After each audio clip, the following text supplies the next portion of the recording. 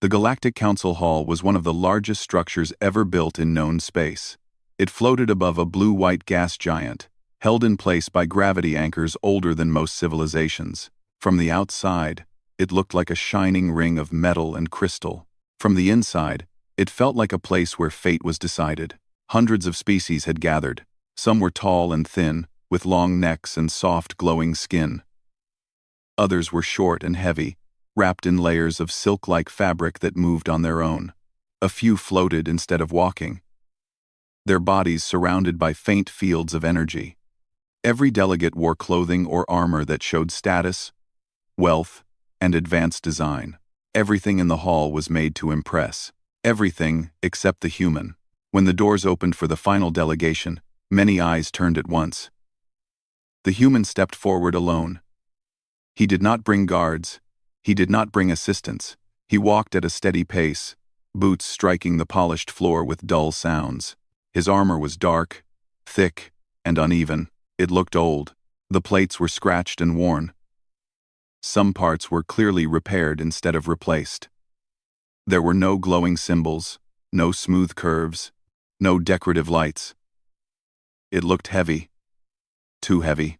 A low sound moved through the hall. Laughter. It began quietly, like whispers. Then it grew louder. Some delegates did not bother to hide it.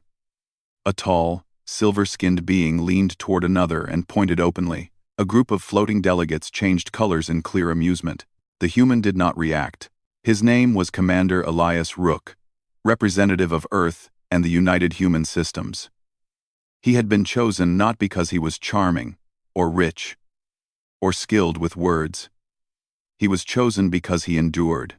Rook reached his assigned place near the center of the hall and stopped. He stood straight. Hands relaxed at his sides.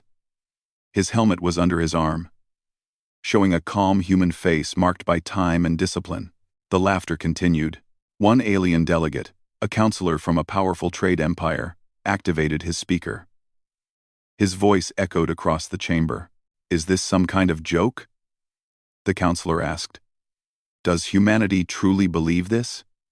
Outfit belongs in this hall?" More laughter followed. Another delegate spoke. This one, wearing a smooth white suit that shimmered with moving patterns. "We expected a display of progress," she said. Rook remained silent. He had expected this. Humanity had been mocked before. Many times. Humans were newer to the galactic stage. Their technology was strong but not beautiful. Their ships were known for durability, not elegance. Their methods were direct, sometimes rough. The council valued appearance. The lead counselor raised a long, jointed hand, calling for order. The laughter faded, but the smiles remained. "This session will now begin," the lead counselor said. "Humanity stands before us to request expanded recognition and authority within shared space." Several delegates shifted in their seats. Some looked bored, others looked curious, a few looked annoyed. The accusations began quickly. One counselor accused humanity of being too aggressive. Another claimed humans relied on fear instead of diplomacy. A third suggested that humans caused problems and then solved them loudly, seeking praise. Each time, eyes drifted back to the armor. It became the focus of the room. A symbol of everything they believed. Humans were crude, outdated, and stubborn. Rook listened. He did not interrupt. He did not argue.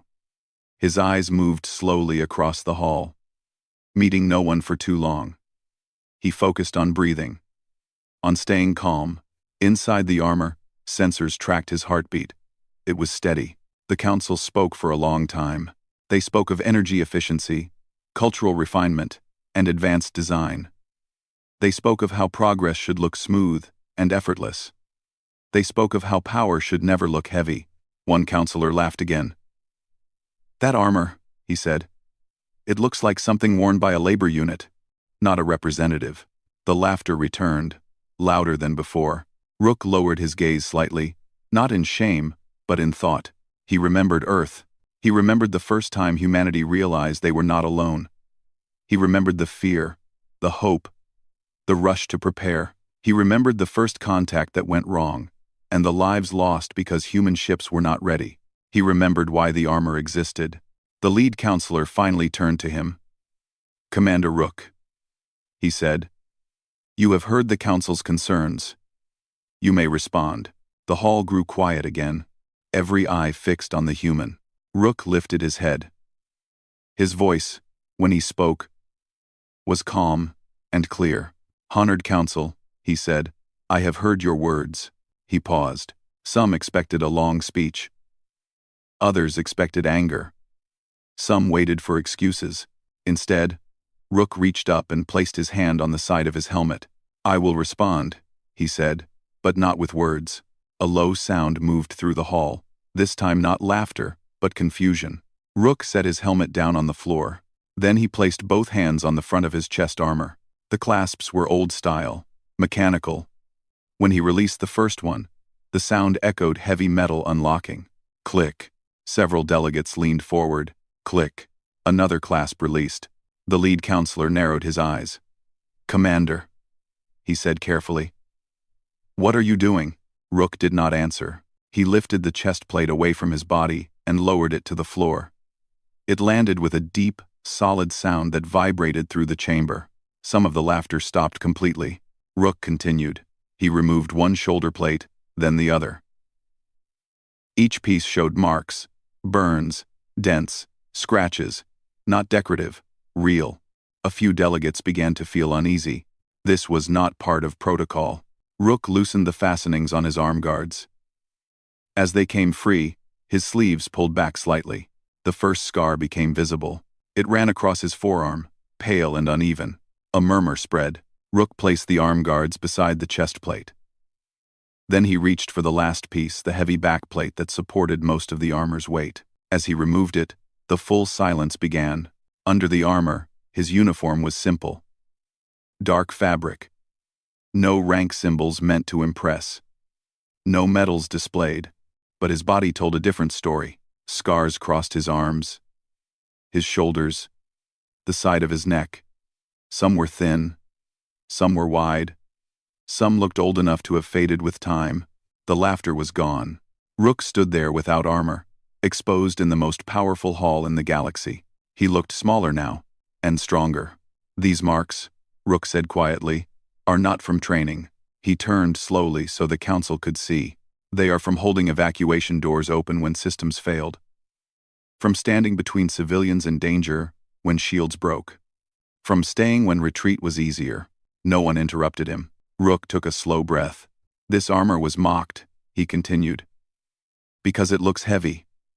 It looks rough. It looks old." He looked directly at the counselors who had laughed. "It is heavy," he said, "because it was built to protect others, not to look impressive." A few delegates shifted uncomfortably. Rook gestured to the armor pieces on the floor. "Every plate has been repaired instead of replaced. Not because we lack resources, but because humans believe that anything that saves lives earns the right to be carried again." The hall was completely silent now. Even the floating delegates had stopped moving. Rook straightened his posture. "You see outdated design," he said. "We see survival." The lead counselor said nothing. Rook did not raise his voice. He did not accuse. He simply spoke. "We are not the most beautiful species in this hall," he said. "We do not claim to be. We are not the most advanced. We know this." He paused. "But when disaster comes," he said, "humans do not ask how it will look. We ask who needs help." The weight of his words settled slowly. Rook reached down and lifted the chest plate again. Even without armor training, anyone could see it was heavy. He held it easily, but not effortlessly. "This is not fashion," he said. "This is responsibility." The lead counselor finally spoke, his voice quieter than before. "This session is not yet over," he said. Rook nodded once. "I know." He began putting the armor back on, piece by piece. The sounds echoed again through the hall, but this time, they sounded different. No one laughed. The Galactic Council Hall did not return to noise after Commander Elias Rook finished putting his armor back on. The echoes of metal clasps faded.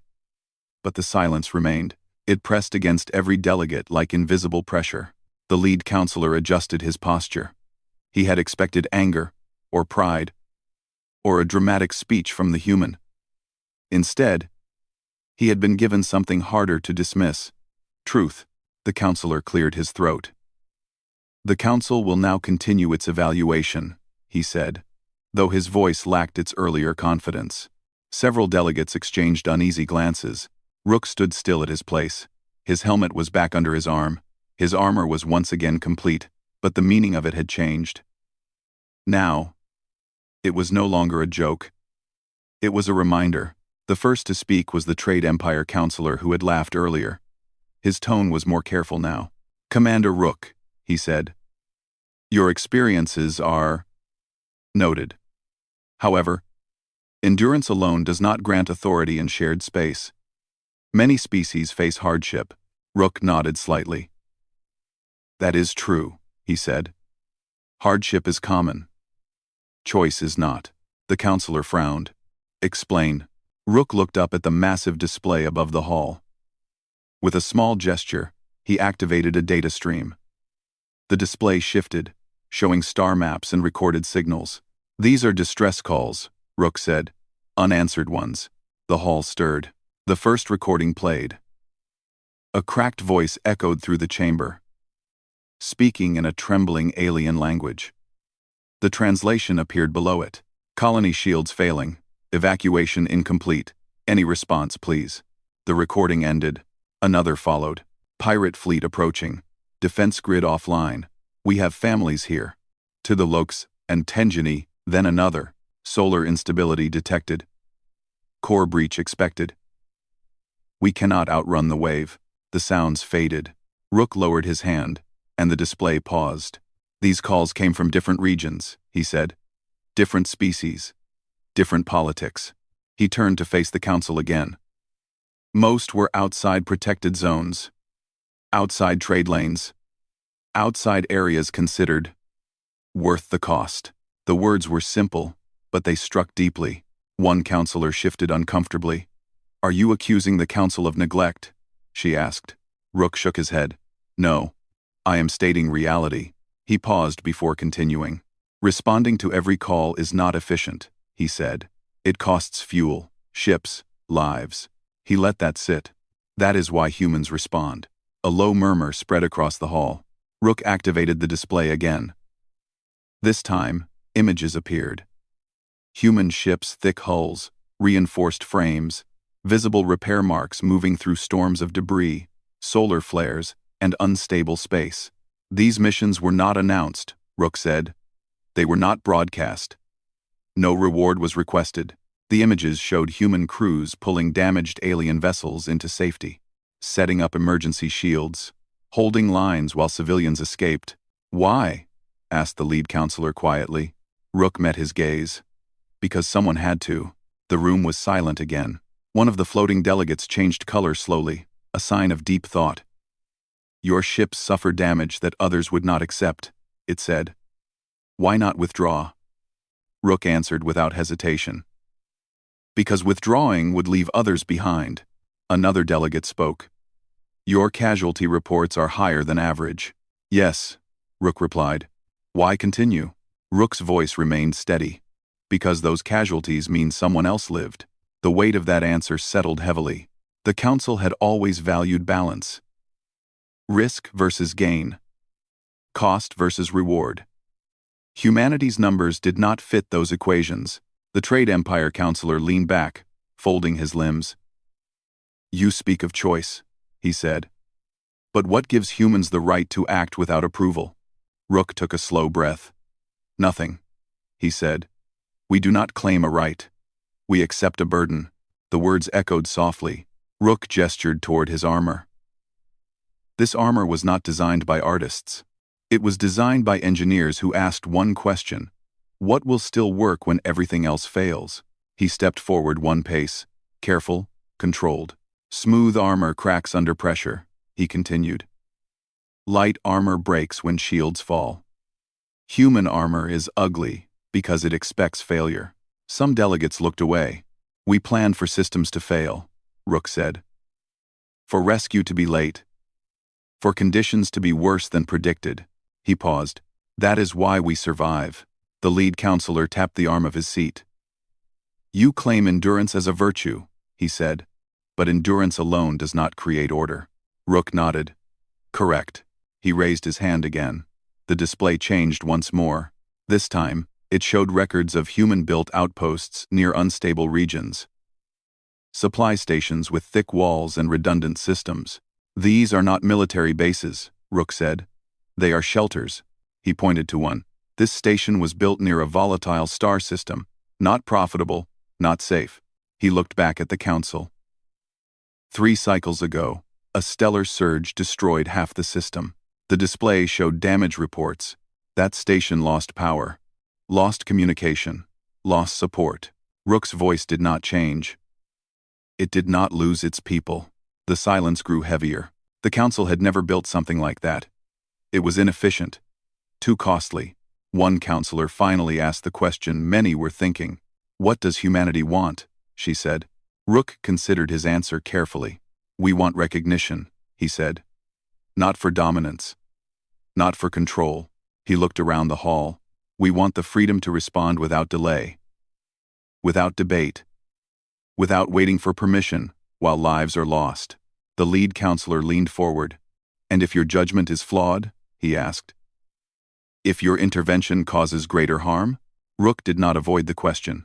Then we will carry that weight too, he said. Humans do not fear responsibility. We fear inaction. A long pause followed. The council members whispered among themselves, low and uncertain. Some faces showed doubt. Others showed something close to respect. Rook stood patiently. He knew this moment mattered. Finally, the lead counselor raised his hand again. Commander Rook, he said. Your words have shifted this discussion. But symbols matter in this hall. Rook inclined his head. I understand. The counselor gestured toward the armor. That armor has become a symbol. Not of weakness, as we assumed, but of burden. Rook said nothing. However, the counselor continued, symbols must be tested. Several delegates looked up sharply. The counselor's eyes fixed on Rook. A system on the edge of council space has issued a new distress signal. High risk, low strategic value. A quiet ripple passed through the hall. It has been classified as optional, the counselor said. No response has been approved. He paused. We will observe, he said. If humanity responds without causing further instability. 1. All eyes turned to Rook. Rook did not hesitate. We are already on our way, he said.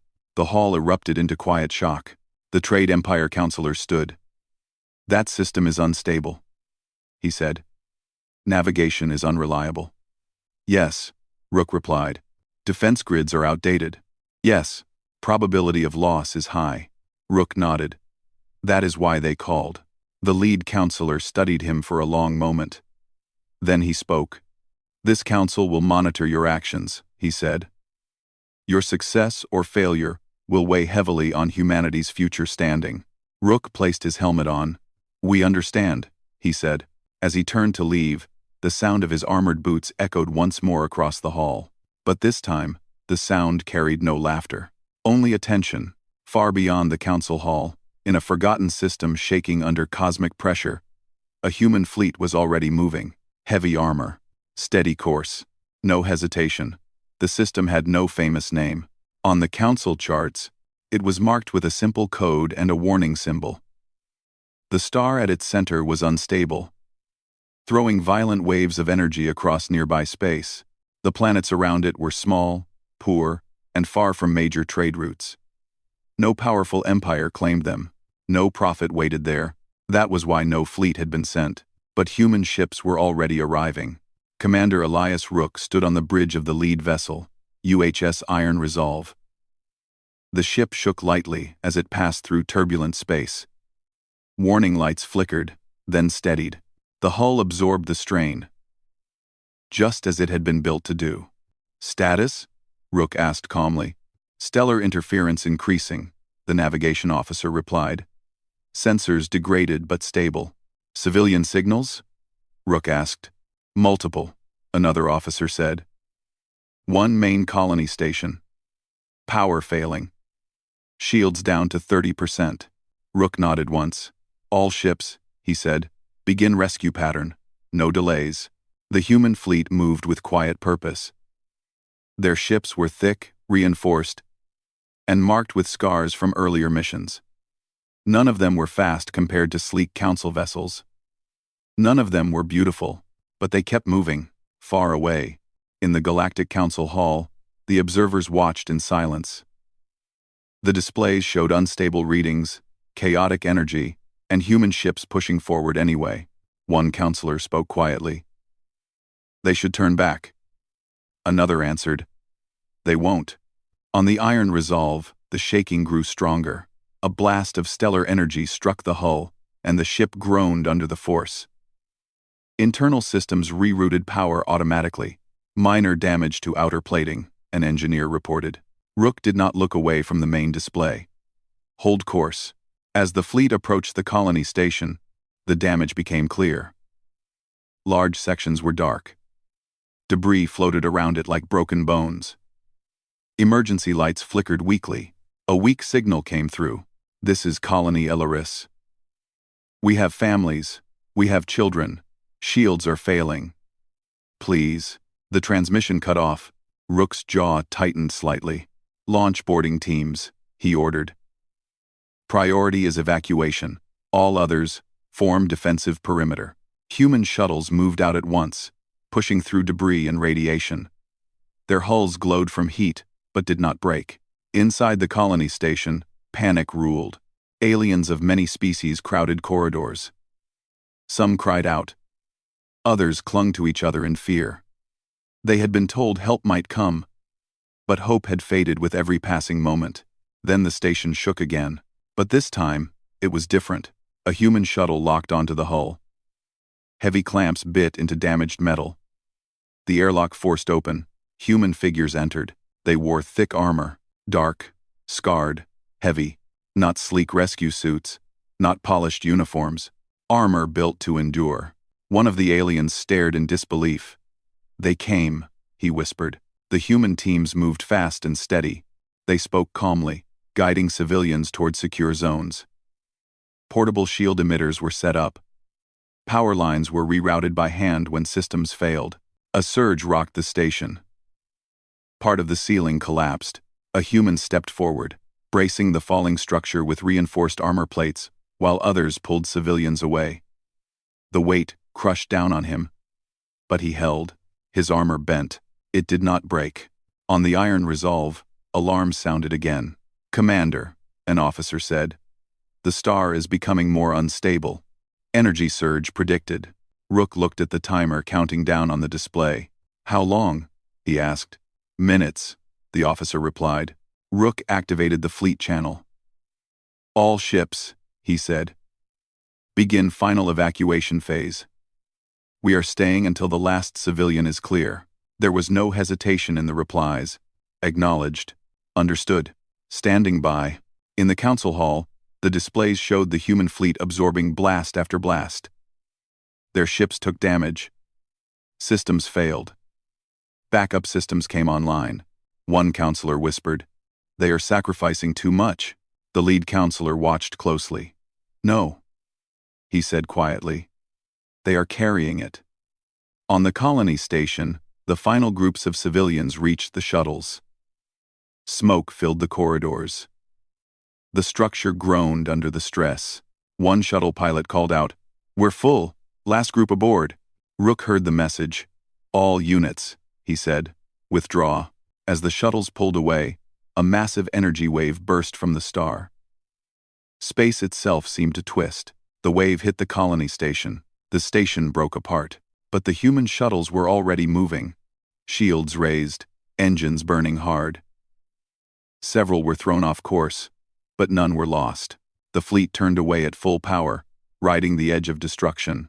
On the bridge of the Iron Resolve, Rook gripped the rail as the ship shook violently. Lights went out. The deck tilted, structural integrity holding, an officer shouted. The ship emerged from the danger zone, battered but intact. Behind them, the system fell silent. The colony was gone.